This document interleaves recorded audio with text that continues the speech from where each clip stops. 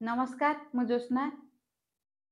नमस्कार मु रंजीत आमर फैमिली मोटिवेशन चैनल को आपण आपण मानक मानक स्वागत स्वागत करूछु। कर आज पुणी गोटे नुआ टॉपिक नहीं आपण मानक पाखु आछु छोट मोट टॉपिक आगे ये नुहे गोटे ओएस ऑफिसर को कथा आ जने असिस्टेंट इंजीनियर को कथा कहते ना बड़ घर गुमर कथा ठीक से कथा देखु ये सौम्यश्री कथा जाऊ जाऊ का पुणी आउ जन झील आसीगले से होती असिस्टेंट इंजीनियर अर्चना को कथा चलो आरंभ करवा विषय देखंतु से होचंते जने ओएस ऑफिसर तांको घरर गुमर आज पदार पड़िछि।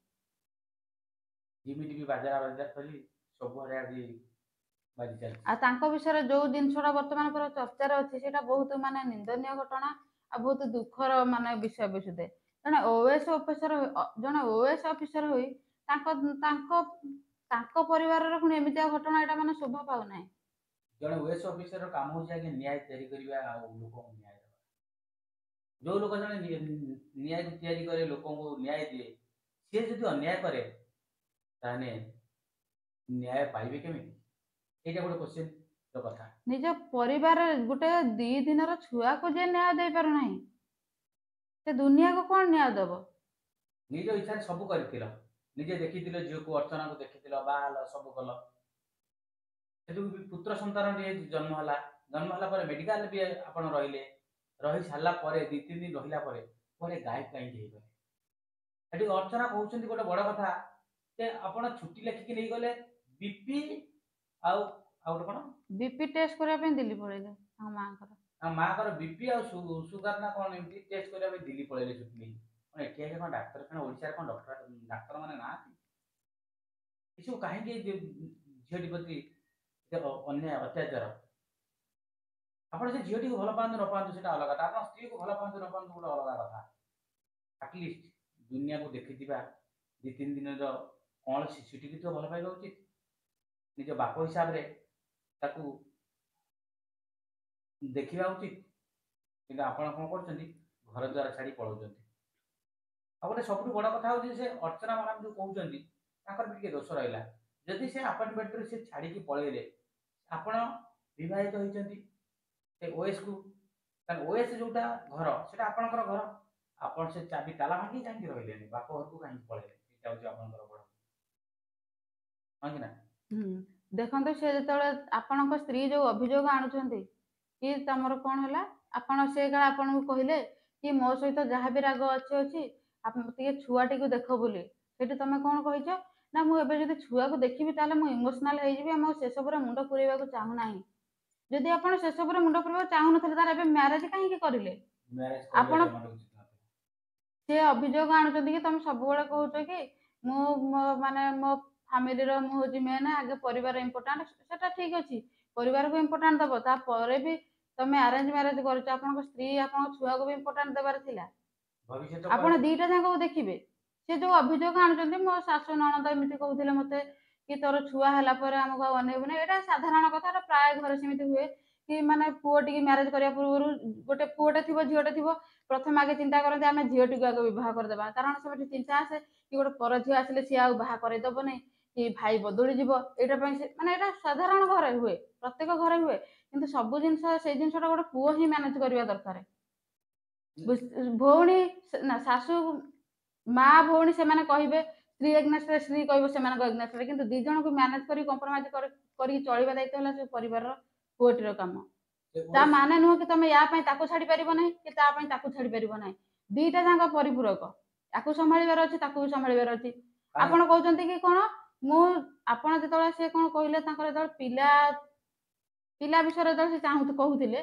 आपड़ कहले कि मो भौणीर बाहागर ता लाइफ सेटल नहला पर्यंत मुझे विषय किसी मुंड पुरई पारि ना आप मैरेज कहीं करुले आपण आगे आप भौणी का लाइफ सेटल करते मैरेज करते आपण तो एपर्यंत मुह खोली ना एक सत कि मिछ आम जानी ना आपन स्त्री ए बाइटा दउचन जो बाइट देउचन ता बाइट हम सुनिया पछु सही ये कहू एठी तो कहि परिबुनी के सत कहू के मिछ साधारण घरे सब हुए कारण आपण एपर्यंत आसी कि सामना मीडिया सामना को आसी ना कि आपन को मत रखिना जेति कि आपन को वाइफ कहउचंदी ता अनुसार आपन को सब ही भूल आ सेटा तो ठीक रहइबो आपन को दीटा जाको जिंस देखिबा को पड़िबो ତା ମାନେ ନୁହଁ କି 2 ଦିନର ଛୁଆକୁ ଛାଡ଼ି ଦେଇକି ଆପଣ ଚାଲି ଯାଉଛନ୍ତି। ଏଇଟା କ'ଣ ଠିକ୍ କରିଛନ୍ତି? ଆପଣଙ୍କ ଭିତରେ ଯେତେ ବି ଝଗଡ଼ା ହଉ ଯାହା ହଉ, ଆପଣଙ୍କର ସେ ଛୁଆକୁ ଆଟଲିଷ୍ଟ ଦେଖିବାର ୟା ଥିଲା। ଭିତରେ ଆପଣଙ୍କର ଫାଇନାନ୍ସିଆଲି କିଛି ଅସୁବିଧା ନାହିଁ। ଆପଣ ସ୍ତ୍ରୀ ଯେ ଗଭର୍ଣ୍ଣମେଣ୍ଟ ଚାକିରି, ଆପଣ ଗୋଟେ ଓଏସ୍ ଅଫିସର, ପଇସାର ଅଭାବ ନାହିଁ। ଯଦି ଦିଟା ଆରାମରେ ଦେଖି ହବ ଆଉ ଇଏ ହବ, ତାହେଲେ ପାତର ଅନ୍ତର ବି କରିବା ଏଠି ଆବଶ୍ୟକ ନାହିଁ। ତଥାପି ଆପଣ ପାତର ଅନ୍ତର କାହିଁକି କରିକି ଚାଲିଗଲେ? ତାହେଲେ ପୁରା ଠିକ୍ କଥା ଜଣା ପଡ଼ିବ ଯେତେବେଳେ ଆସିକି ମିଡ଼ିଆ ସାମ୍ନାକୁ ଆସିକି ଆପଣ ବାଇଟ୍ ଦେବେ। ଏଠି ତ ପ୍ରଥମେ କହିବୁ ମାନେ ଆପଣଙ୍କ ଭିତରେ ଯାହା ବି ହେଇଥାଉ ନା କାହିଁ, ଛୁଆକୁ କାହିଁକି ଆପଣ ଅନେଇଲେ ନାହିଁ ସେଇଟା ତ ପର ଘଟଣା, ମାନେ କିଛି ସାମ୍ନାକୁ ଆସିନାହିଁ। କିନ୍ତୁ ଆମେ ବର୍ତ୍ତମାନ ଜଣାପଡ଼ୁଛି କି ଆପଣଙ୍କର ମାନବିକତା ହିଁ ନାହିଁ। ହ୍ୟୁମାନିଟି ବୋଲି ଗୋଟେ ଜିନିଷ ନାହିଁ। ଯଦି ବାଟରେ ଆଉ କେହି ଜଣେ ବି ଆପଣଙ୍କ ଜାଗାରେ ଯଦି ସାଧାରଣ ପରଦୂର ଲୋକଟେ ଥାଏ, ସିଏ ବି ରହିଥିବ। ଆଚ୍ଛା ଅର୍ଚ୍ଚନା ମ୍ୟାଡ଼ାମ କହୁଛନ୍ତି ନିଜେ କଲେ, শুধু ମିଛ କେମିତି କହୁଛନ୍ତି? କେହି ତ ଜଣେ ଆସିଥାନ୍ତା ତାଙ୍କ ପାଖରେ ରହିଥିବେ ମେଡିକାଲ କେସରେ। ସେ କହିଛନ୍ତି ସିଜରିଆନ କେସରେ କେହି ଜଣେ ଆସିପାରିବେ ନାହିଁ। ଏକୁଟିଆ ଆସିପାରିବେ, ଏଟା ସମ୍ଭବ ନୁହଁ। ସିଜରିଆନ କେସରେ ମାନେ 15 ଦିନରୁ 20 ଦିନ ପର୍ଯ୍ୟନ୍ତ ନିଜେ ଠିଆ ବି ହେଇପାରିବନି ଷ୍ଟ୍ରଙ୍ଗଲି। ଆପଣ ନିଜେ ଡିସଚାର୍ଜ ହେଇକି ଆସିଲେ ଏଟା ମିଛ କହୁଛନ୍ତି। ଶୁଦ୍ଧ ମିଛ କହୁଛନ୍ତି, ଜଣା ପଡିଯାଉଛି ଏଟା ମିଛ। ଆପଣଙ୍କ ପରିବାରକୁ ଆପଣଙ୍କ ପାଖରେ ହୁଏତ ଶାଶୁଘର ଲୋକ ନଥାଇ ପାରନ୍ତି, କିନ୍ତୁ ଆପଣଙ୍କ ବାପଘର ଲୋକ ଥିବେ ଆପଣ ପାଖରେ। ନିଜ ଲୋକ କହିଥିବେ ମିଛ କହୁଛନ୍ତି।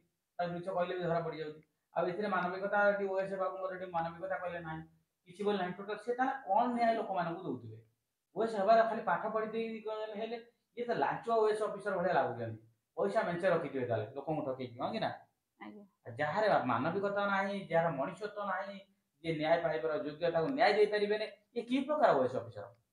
ଗୋଟେ ପରିବାରକୁ ଠିକରେ କେମିତି ମ୍ୟାନେଜ କରିକି ଚଳେଇ ପାରୁନାହାନ୍ତି, ଛୋଟ ଛୁଆକୁ ଛାଡ଼ି ଦେଇ ଚାଲି ଯାଉଛନ୍ତି। ବେଶୀ ବଡ ପରିବାର କେବଳ ମାଟିଏ, ଭଉଣୀଟିଏ, ସ୍ତ୍ରୀ, ଛୁଆ, ଏତିକି କି ଆପଣ 4 ଜଣ ଟୋଟାଲ 4 ଜଣ ଫ୍ୟାମିଲି କି ଆପଣ ମ୍ୟାନେଜ କରି ଚଳେଇ ପାରୁନାହାନ୍ତି।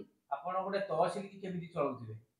ଗୋଟେ ଓଏସ୍ ଅଫିସର ମାନେ ଆପଣ ତହସିଲଦାର ହେଇପାରନ୍ତି, କି ଆସିଷ୍ଟାଣ୍ଟ ତହସିଲଦାର ହେଇପାରନ୍ତି, କି ବିଡିଓ ହେଇପାରନ୍ତି, ମେ ବି ଯାହା ବି ହୁଅନ୍ତୁ, କେମିତି ଚଳଉଥିବେ ସେଟା ଜଣା ପଡିଯାଉଛି ଏଇଥିରୁ ପୁରା ସମ୍ପୂର୍ଣ୍ଣ ଭାବରେ ଜଣା ପଡିଯାଉଛି ଆପଣ କେମିତି ଚଳଉଥିବେ, ଆପଣଙ୍କ ଚଳଣିଟା କେମିତି। ଆପଣ କିନ୍ତୁ ବାସ୍ତବରେ ଜଣେ ମଣିଷ ନୁହଁ। ଦେଖନ୍ତୁ ଏଠି ଆମେ ଆମ ତରଫରୁ ଅସୁର ଲିଷ୍ଟ ଯିବେ ଓଏସ୍ ଅଫିସର, ଓଏସ୍ ସାରେ ଆପଣ ଗୋଟେ ଅସୁର ଲିଷ୍ଟ ଯିବେ। କାରଣ ଗୋଟେ ଛୋଟ ଛୁଆ, ତା ସହିତ ଗୋଟେ ମାନେ ପର ଲୋକ ବି ଶୁଣିଲେ ସେ ଆହା ପର କହିବ। ଲୋକ ଅଲଗା କଥା, ଶତ୍ରୁ ବି ଯଦି ଦେଖେ କାହା ଛୁଆକୁ, ଶତ୍ରୁର ଶତ୍ରୁ ଛୁଆକୁ ଯଦି ଦେଖେ, ତଥାପି ସେ ଆହା ବୋଲି ପଦେ କଥାଏ। ନିଜ ପୁଅକୁ ଛାଡ଼ି ଦେଇ ଯିବାର କାରଣ କଣ? ଯଦି କାରଣ କିଛି ଆପଣଙ୍କର ରହୁଛି, ତାହେଲେ କାରଣ ଆସି ମିଡିଆ ସାମ୍ନାରେ କୁହନ୍ତୁ। ଆପଣ ମିଡିଆ ସାମ୍ନାକୁ ବି ବାହାରନ୍ତୁ। ଆପଣ ଲୁଚି ବୁଲୁଛନ୍ତି କଣ ପାଇଁ? ଆପାର୍ଟମେଣ୍ଟକୁ ଚାବି ଦେଇ ଦଉଛନ୍ତି କଣ ପାଇଁ? ଆପଣଙ୍କ ୱାଇଫ ସହିତ ଦେଖା କରନ୍ତୁ, ତାଙ୍କ ସହିତ କଥା ହୁଅନ୍ତୁ, କାଉନସିଲିଂ କରନ୍ତୁ, ଯୋଉଟା ସମ୍ଭବ।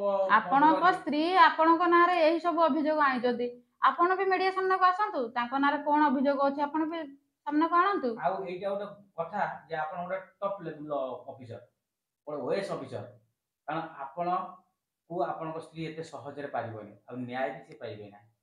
ନ୍ୟାୟ ତ, କାରଣ ଆଜିକାଲି ଦୁନିଆରେ କିଏ ନ୍ୟାୟ ପାଉଛି? ଦେଖନ୍ତୁ ସୌମ୍ୟଶ୍ରୀ ବର୍ତ୍ତମାନ ଏବେ ଚାଲିଗଲା, ତାଙ୍କ ଜୀବନ ଚାଲିଗଲା, ସେମାନେ ସେ ଆତ୍ମହତ୍ୟା କଲେ, ଜାଣିଛି ତାଙ୍କୁ କଣ ନ୍ୟାୟ ମିଳିଲା? ସେ ସମୀର ସାରଙ୍କୁ କ୍ଲିନ୍ ଚିଟ୍ ମିଳିଗଲା। ଆଉ ଆପଣଙ୍କ ଏଗନେଷ୍ଟରେ ସେ ଆଜି କେସ୍ କରିଛନ୍ତି, ନ୍ୟୁଜ୍ ହାଇଲାଇଟ୍ ହଉଛନ୍ତି, ତାଙ୍କୁ ନ୍ୟାୟ ମିଳିବ ବୋଲି କିଛି ଗ୍ୟାରେଣ୍ଟି ନାହିଁ। କାରଣ ଆପଣ ଜଣେ ଓଏସ୍ ଅଫିସର। କାରଣ ଆଜିକାଲି ସବୁ ରାଜନୀତି ଅଫିସର ମାନେ, ସେମାନଙ୍କୁ ହିଁ ସବୁ ନ୍ୟାୟ ମିଳୁଛି। ତଳ ପାହ୍ୟାର ଲୋକମାନଙ୍କୁ ନ୍ୟାୟ କେବେ ମିଳିନାହିଁ। ଆପଣଙ୍କ ସ୍ତ୍ରୀ କି ନ୍ୟାୟ ମିଳିବ ବୋଲି ବି କିଛି ଗ୍ୟାରେଣ୍ଟି ନାହିଁ। ଆଗରୁ ବର୍ତ୍ତମାନ ଏମିତି ନ୍ୟାୟ ମିଳିନି, ଏପର୍ଯ୍ୟନ୍ତ ଦେଖାଯାଇନି। ତେଣୁକରି ଆପଣଙ୍କ ସ୍ତ୍ରୀ ଏତେ ହାଇଲାଇଟ୍ ହଉଛନ୍ତି, ଏତେ କହୁଛନ୍ତି, କିନ୍ତୁ ସବୁ ଫସର ଆଶା। ତେଣୁକରି ଆମେ ଏଇଠି ଭଗବାନଙ୍କ ଉପରେ ପ୍ରାର୍ଥନା କରୁଛୁ କି ଆପଣ କଣ ଭୁଲ କରିଛନ୍ତି ଆମେ ଜାଣିନୁ, କି ଆପଣଙ୍କ ସ୍ତ୍ରୀ ବି କଣ ଭୁଲ କରିଛନ୍ତି, କିନ୍ତୁ ସେ ଛୋଟିଆ ଛୁଆଟିକୁ ନ୍ୟାୟ ଦିଅନ୍ତୁ। ଆଟଲିଷ୍ଟ ସେ ଛୁଆଟିକୁ ନିଜର କରନ୍ତୁ।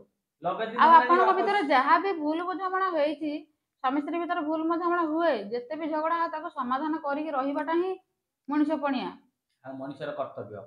ସେଇଟା ହିଁ ମଣିଷର କର୍ତ୍ତବ୍ୟ। ପରିବାର ହେଇକି ତ ଝଗଡ଼ା ହବ। ଆଜିକୁ ପ୍ରାୟ 90 ଦିନ ହେଇଗଲାଣି, ଆପଣ ଆଟଲିଷ୍ଟ ସେ ଛୋଟ ଛୁଆଟା ମୁହଁକୁ ଅନେଇକି ଦି ଜଣଙ୍କ ଭିତରେ ମ୍ୟୁଚୁଆଲ କରନ୍ତୁ। ମ୍ୟୁଚୁଆଲ କରିବା ଉଚିତ, କରନ୍ତୁ ନା କରିବା ଉଚିତ। ପୁଣି ଯେମିତି ଘର ସଂସାର, ପୁଣି ଆଉ ବଢିଆ ବଢିଆ କଥା, ଆପଣ ସ୍ୱାମୀ ଆପଣଙ୍କୁ ବହୁତ ଭଲ ପାଉଥିଲେ, ଅର୍ଚ୍ଚନା ମ୍ୟାଡାମ କହିଛନ୍ତି ଆପଣ ବି ଭଲ ପାଉଥିଲେ, ଆପଣ ବି ଭଲ ପାଉଥିଲେ, ଭୁଲ କଲେ ଭୁଲ ମାଗୁଥିଲେ, ଶ୍ୱଶୁରଙ୍କୁ ଭୁଲ ମାଗୁଥିଲେ, ଏମିତି ହଠାତ୍ କଣ ପରିବର୍ତ୍ତନ ହେଇଗଲା? ଗୋଟେ ଡ୍ରାମାଟିକାଲ, ଗୋଟେ ମେଜିକାଲ। ସେ ବି କହୁଛନ୍ତି, ସେ ବି କହୁନାହାନ୍ତି, ପୁରା ତ ଖରାପ କହୁନାହାନ୍ତି, କହୁଛନ୍ତି ମୋ ସ୍ୱାମୀ ମତେ ହଠାତ୍ କଣ ହେଇଗଲା? ମେଜିକାଲ ଆପଣଙ୍କର ହେଇଗଲା। ଭଲ ଯଦି ନ କରିଥାନ୍ତା ମେଡିକାଲ ଯାଇନଥାନ୍ତେ। ମେଡିକାଲ ଯାଇଛନ୍ତି କାରଣ ଭଲ ପାଇବାଟା ଅଛି ବୋଲି ମେଡିକାଲ ଯାଇଛନ୍ତି। ମେଡିକାଲ ଏମିତି କଣ ମେଜିକାଲ ଗୋଟେ ହେଇଗଲା? କଣ ଗୋଟେ ଆପଣ ଭାବି ନେଲେ ମନ ଭିତରେ ଯେ ପୁଣି ପୁଅକୁ ଛାଡିକି ପଳେଇଲେ? देखा दर्शन ने आसी 90 दिन हे 3 मास हे गला ये कोन आज्ञा ह्यूमैनिटी कथा ये कोन मानवतार कथा ये कोन मनुष्यर कथा आपण जन ओएस ऑफिसर हजार हजार लोक को आपण न्याय देबे हजार हजार लोकଙ୍କର ଜୀବନ ରକ୍ଷା କରିବେ हजार हजार ଲୋକଙ୍କୁ ତାହେଲେ ଆପଣ ଜୀବନ ମାରି ଦେବେ। ଦେଖନ୍ତୁ ଆପଣ ମାନେ ମୂର୍ଖ ନୁହନ୍ତି, ଆପଣ ମାନେ ଶିକ୍ଷିତ, ବହୁତ ଉଚ୍ଚ ହାଇ ଶିକ୍ଷିତ, ଏଜୁକେଟେଡ୍ ପୁରା ହାଇ ହାଇ ଏଜୁକେଟେଡ୍ ଏଜୁକେଟେଡ୍ ଯାହା କୁହନ୍ତି। ଆପଣମାନଙ୍କ ଭିତରେ ଏଟା ମ୍ୟୁଚୁଆଲ କରନ୍ତୁ, ଏମିତି ଦାଣ୍ଡରେ ପଡି ହାଟରେ ଗଡିବାଟା ଆପଣଙ୍କ କଥା ବିଲକୁଲ ବି ଶୋଭା ପାଉନାହିଁ। କାରଣ ନିଜ ଯଦି ଆପଣ ନିଜର ମ୍ୟୁଚୁଆଲ ଇଜ୍ଜତ କରି ଯାଉଛି ଛୁଆଟିକୁ ଆକ୍ସେପ୍ଟ କରିବେ ତାହେଲେ ଏଟା ସମସ୍ତଙ୍କ ପାଇଁ ବହୁତ ଭଲ ହବ, ଆଉ ସମାଜ ପାଇଁ ବି ଏଟା ଗୋଟେ ଭଲ ଶିକ୍ଷା ହବ। ସମାଜ ପାଇଁ ଛୋଟ କ୍ଷେତ୍ର ବହୁତ ବଡ ଶିକ୍ଷା ହବ କାରଣ ଜଣେ ହାଇ ଏଜୁକେଟେଡ୍ ଆପଣ ଆପଣଙ୍କ ପର୍ସନ ସ୍ତ୍ରୀକୁ ଛାଡି ଦଉଛନ୍ତି ତା ଭୁଲ ଦିଅନ୍ତୁ, କିନ୍ତୁ ଗୋଟେ ଛୋଟ ଛୁଆଙ୍କ ପ୍ରତି ଯୋଉ ଅନ୍ୟାୟଟା କରୁଛନ୍ତି କାହିଁକି କରୁଛନ୍ତି ସେଇ ଜିନିଷଟା ଆପଣ ସାମ୍ନାକୁ ଆସିକି କୁହନ୍ତୁ। ଆଉ ନିହାତି କହିବା ଦରକାର। ନିହାତି କହିବା ଦରକାର, ଆଉ ନ୍ୟୁଜ ଭାଇ ମାନେ ତାଙ୍କ ପାଖରୁ ଯାଇକି ଆମେ ତାଙ୍କ ବାଇଟ ଯେମିତି ହେଲେ ବି ଯାଇକି ଆଣନ୍ତୁ। ଆମେ ଏଇ ଚ୍ୟାନେଲ ଦ୍ୱାରା କହୁଛୁ ଅନୁରୋଧ ଦେଖନ୍ତୁ କରିକି ସିଏ ଆପଣମାନଙ୍କୁ ଗୋଟେ ଓଏସ୍ ଅଫିସର ବୋଲି ଏପର୍ଯ୍ୟନ୍ତ ଏଇ ମିଳିଆ ଚ୍ୟାନେଲ ଦ୍ୱାରା ଆମେ ଆପଣମାନଙ୍କୁ ଅନୁରୋଧ କରୁଛୁ ନ୍ୟୁଜ ଭାଇ ମାନଙ୍କୁ ଯେ ଆପଣ ଯେମିତି ହେଲେ ବି ଓଏସ୍ ସାର୍ଙ୍କ ପାଖକୁ ଯାଇକି ତାଙ୍କ ବାଇକ୍ ଟିକେ ନିଅନ୍ତୁ। କଣ ପାଇଁ ତାଙ୍କ ପୁଅକୁ ସେ 90 ଦିନ ହେଲା ଦେଖା ହେଇନାହାନ୍ତି ଆଉ କାହିଁକି ତାଙ୍କ ସ୍ତ୍ରୀକୁ ସେ ଦୂରେଇ ଦେଉଛନ୍ତି ଠିକ ନା ଭୁଲ? ଆଜ୍ଞା। ତାହେଲେ ଆଜି ପାଇଁ ଏତିକି। ଭିଡ଼ିଓଟି ଯଦି ଭଲ ଲାଗିବ ଲାଇକ୍ କମେଣ୍ଟ ସେୟାର କରିବେ ଆଉ ସେଇ ପାଖରେ ସେଇ ଓଏସ୍ ସାର୍ଙ୍କ ପାଖକୁ ଯେମିତି ପହଞ୍ଚିବ ଆମର ଭିଡ଼ିଓଟି। ଆମେ ଚାହୁଁଛୁ ଏଇ ଭିଡ଼ିଓଟି ତାଙ୍କ ପାଖରେ ଯାଇ ପହଞ୍ଚୁ, ସେ ତାଙ୍କ ଭୁଲ ସୁଧାରନ୍ତୁ, ଯାହା ବି ହେଇଛି ଆପଣଙ୍କ ଭିତରେ ମ୍ୟୁଚୁଆଲ କରନ୍ତୁ ସେ ଛୋଟ ଛୁଆଟି ପାଇଁ। ତାହେଲେ ଭିଡ଼ିଓଟି ଆଜି ପାଇଁ ଏତିକି। ପୁଣି ଦେଖା ହବ ପୁଣି ଆଉ ଗୋଟେ ନୂଆ ଭିଡ଼ିଓରେ। ସେ ପର୍ଯ୍ୟନ୍ତ ନମସ୍କାର। ନମସ୍କାର।